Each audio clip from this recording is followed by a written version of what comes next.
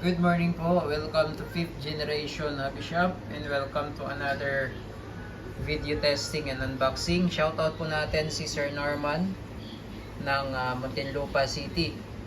So this is the WE 5.1 Type R Airsoft Pistol Semi and Full Automatic by WE,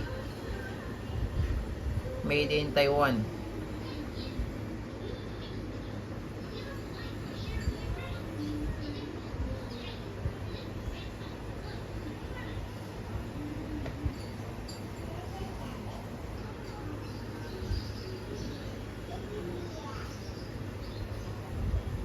So ito po ay meron pong semi and full automatic.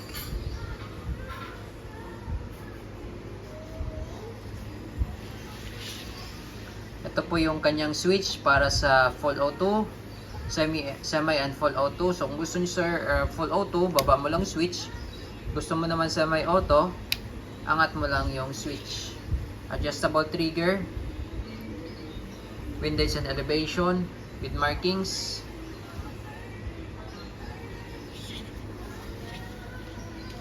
Standard sight. And then ito naman po yung manual safety. Manual safety and beaver tail. So check natin. Metal po yung slide na to. Yung lower frame metal. Ito po metal po yan. Ito pong grip niya, ito plastic po yan.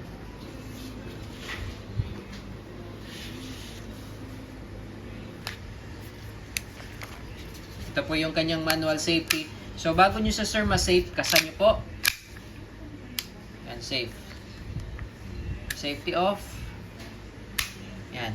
And then another safety feature is the beaver tail. So pag ito hindi diniinan, kahit itasa ko siya, pag hindi na diniinan yan, hindi rin siya puputok. Automatic sir, pag hinawakan nyo yung grip, automatic lulubog yan. So kailangan hawakan nyo siya, firm grip, para pumutok. Kasi pag medyo hindi po yan lumubog, hindi po nakalubog yan, pag ang hawak nyo ganyan lang, hindi nakalubog, pwede siyang hindi pumutok. No? So kailangan hold firm, no? And then that's the time na puputok nyo siya. Kasi part of the safety feature po itong beaver tail. Ito po yung sinabi ko kaninang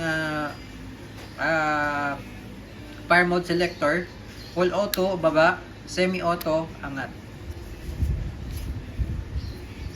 Meron din siyang accessory rail para sa flashlight. Naka-semi magwell na siya with WE marking sticker po yan. Ayan, 2011. So baklasin natin yung slide niya sir. Pag babaklasin, tasan nyo muna. Then, center nyo lang siya dyan yung lock.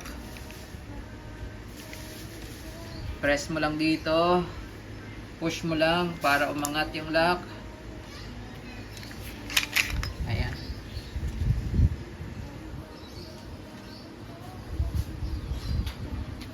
So ito lang po ang lalagyan nyo ng oil.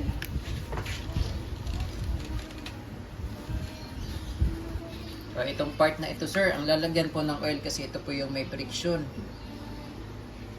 Ayan po, ito po, rail. Ito po yung rail ng slide.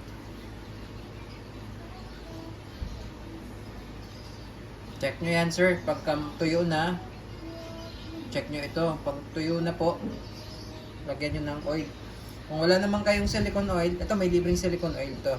Pero kung maubusan ng silicone oil, pwede po yung petroleum jelly. Mas effective po yun dahil matagal matuyo. Pagbabalik naman po, ito, pasok nyo lang dito.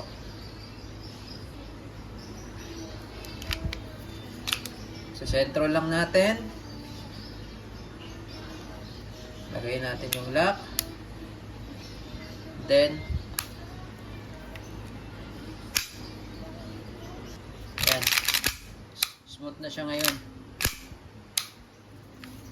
Lalagyan na po ng oil. Itong magazine mo sir, lalagyan ko na rin po ng oil.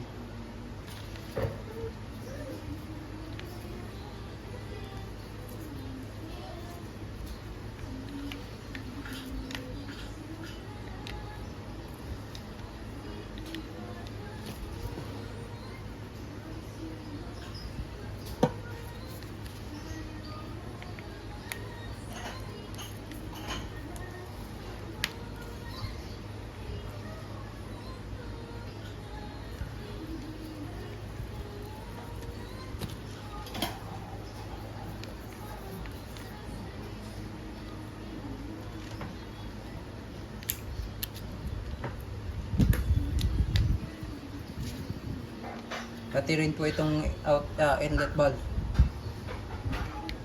Lagyan na rin po natin.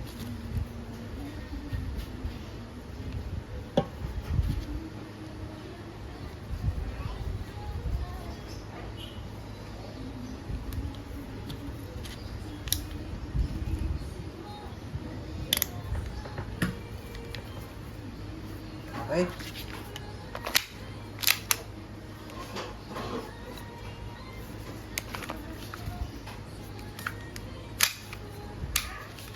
Okay, goods. Lagyan natin bala.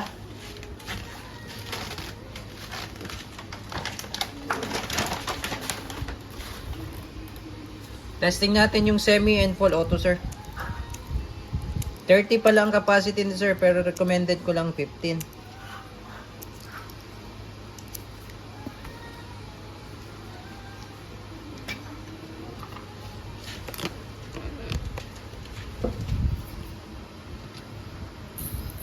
Inverted position, upside down, 3 to 5 seconds lang.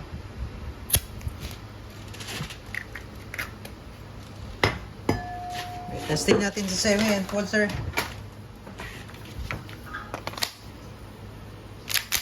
Semi-auto. So, nakaangat yung switch, semi-auto yan. Testing.